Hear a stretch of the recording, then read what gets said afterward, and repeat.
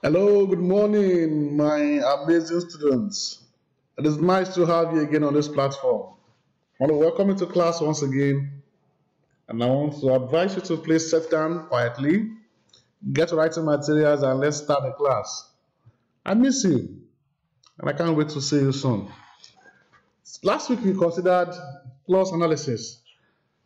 Part 1, we examined what clause is, types of clauses, and this week we'll be concluding the topic. We'll be considering clause analysis 2. We want to see more examples on types of clauses and more explanation on types of clauses. For our learning objectives, first is that you should be able to recall all that we taught last week on clause analysis. Number 2, you should be able to state 3 types of clauses. Yes, I taught you last week, you should be able to state them. You should be able to state their functions, how they function. And lastly, you should be able to identify different clauses easily in sentences. At this moment, at the end of this class, you should be able to identify clauses easily in sentences. So last week's correction. Last week I gave out this assignment and I said you should identify the clauses in them. You really believe that the man is, I told you that the man, that is definitely a noun clause. Come when you like. When you like is the focal point here, and definitely that's an adverb of time, adverbial clause. Then I know the girl who won the prize. Who won the prize is the vocal point here, and definitely that's an adjectival clause, adjective clause, qualifying the girl. He confessed that he was guilty. That he was guilty is definitely a noun clause. I told you how you can identify a noun clause. I'll go deep into it again in this class. I know you have great regard for him. I know you have great regard for him. Definitely these are, I know you, this is it. I know you have great regard for him. It's a vocal point there. And it's a noun clause. It's a noun clause.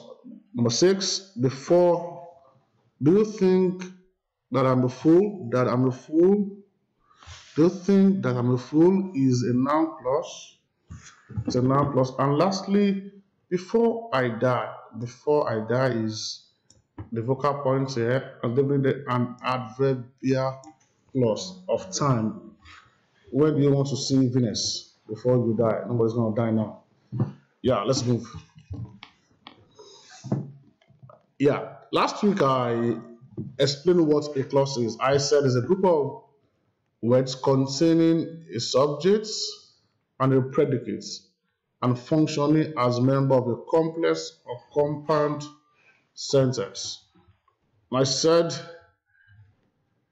a clause can either be a subordinate clause or what?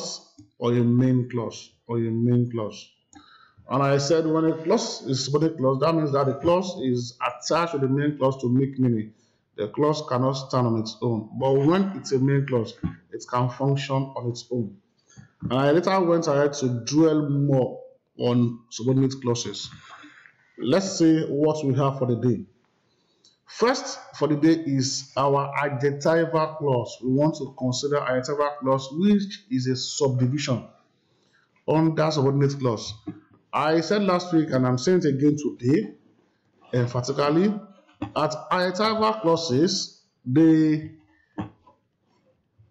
function as an adjective. They function as adjectives. And what the adjective do? Adjective will modify a noun or a pronoun. See it here, modifying a noun or a pronoun. And this is the noun here, the table. Which one? That is the book that's on the table.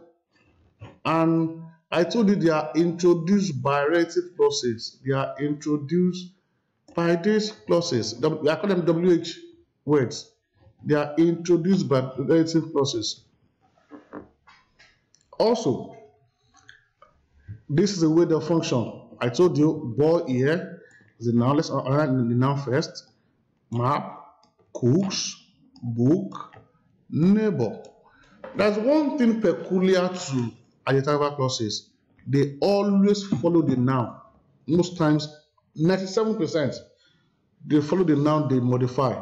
You can see it here. They qualifies the noun boy, qualifies the noun phrase map, qualifies the noun phrase cook, qualifies the noun phrase book. You can see they are qualifying. They qualify or modify. And what they qualify is always before them. What they qualify is always before them. Before them. Then to the adverbial clause, I said they work also like an adverb. And from my previous classes, I have said this emphatically. Adverbs modify verbs. They modify verbs. They modify adjectives and other adverbs. An adverb can modify an adverbs. Go through your notes very well. I am giving you examples of adverbs modifying adverbs. Then, like I said before, they give information about all of this, about time, about place, about condition, about reason, manner, and the likes. And you can see examples here. This is discussing reason because I can't go on holiday. Why? Manner, as if. How? As if. And this discuss time. When? Before 10. This discuss place. Where? Where we had the meeting. This will tell you the condition. What must be done unless you are tired. And this will tell you purpose. What reason? So that I will see you. And we have more examples on the types. You can see them here. When, here, where, why. See all examples before them. Here, this is, you can see this also. I will go back and underline the adverbs for you in them. Condition, purpose, result, and manner. This 8. Then here now, it's still time. After the fruit is harvested, yes, where is it sold? Sold in the market. And where? Whenever. Then this here. This is the cause. Contrast, although we start contrast, yes, good. Condition, if this is this, then purpose, so that. Results, the stars are so far away that they can't be seen with that telescope.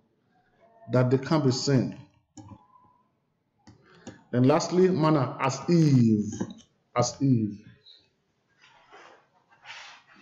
Then to their functions now. I've underlined all the adverbs for you here. Let's see what the function is discussing this run. How does it run? As soon, this is telling you about run. When will I run? As soon as the man, when will he run? As soon as the man saw his wife, he ran. This is also the adverb here, emphasizing this, pinpointing this.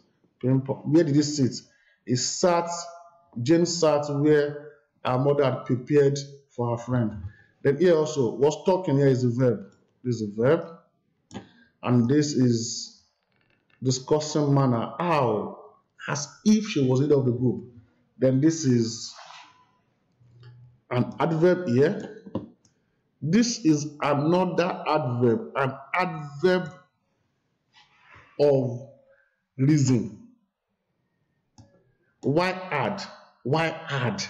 Because he has debt to offset. Why add an adverb here? This is another adverbial modifying another adverb. Then I will go. Where? Wherever you go. Wherever you go. Discussing will go. And this is an adverb of place. Place. Let's move. Then we have the noun clause. Noun clause, like I said, we always work like any noun. Any noun. It's an independent subordinate clause and can perform the role of a noun. You see it here. I told you one thing about nouns. Nouns are replaceable with nouns or pronouns. You can replace your noun phrase with a noun or a pronoun. You can replace them with a noun or a pronoun. I'm going to do all this for you now. You see. Yeah. Here I can have he shocked his friend. I can cancel this and put E here. That's a noun phrase for you. That's the way a noun phrase can work. Billy didn't know him. I can put him here as a pronoun that's replacing this. That's how a noun phrase will work for you. Then to their functions now, to their functions. You can see how they function here, see them here, and how they function. Then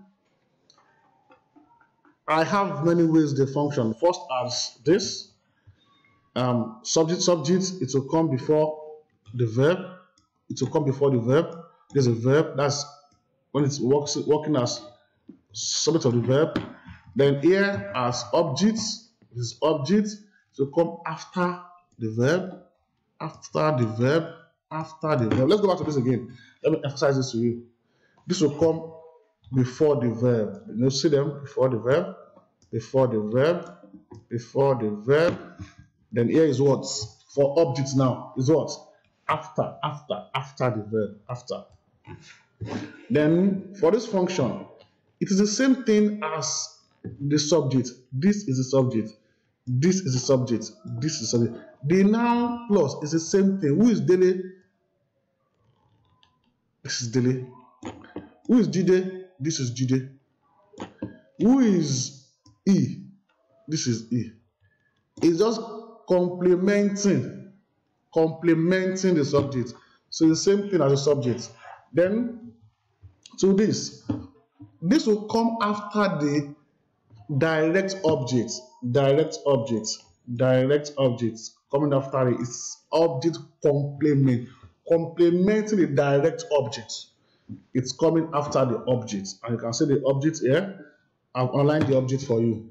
Then number 5, this is coming after the preposition. Preposition, it functions here as something that comes after the preposition.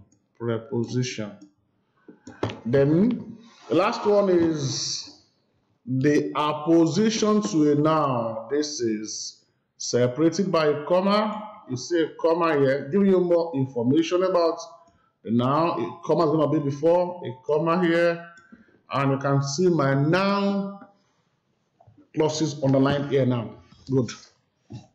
And in conclusion, try and do further research on functions of nouns. See how much they can work for you. Do further research. I've listed them here. Try and do further research on them. And also appeal to you to please go through this assignment and send me your answers via my email address. I want this assignment to be done by you. All this I have here, you tell me their grammatical name. Very simple, very simple. Tell me that means it can either be a noun clause, an adverbial clause, and adjectival clause. It must fall under one of the three. That's what I refer to as grammatical name. And for these study materials, I want to appeal to you, lay your hands on them, study them, work on the study materials. They will give you more knowledge about the topic. The more you read, the more you know. And so we'll see again next class. I want to say a big thank you to you. Okay, the first one is my assessment in class. Do this on your own in class now. Before I leave the class, do this on your own in class now. Then send the answer to me. I'll mark this first before I speak on this assignment. This assignment must be done. The questions here states it's the same thing. You state their grammatical name, but here you're going to add the function. You had the function here. Very simple. Add the function. So we'll see you again next class. I want to say a big thank you to you for listening to me. Keep being safe, study more, and remain smart. I love you all.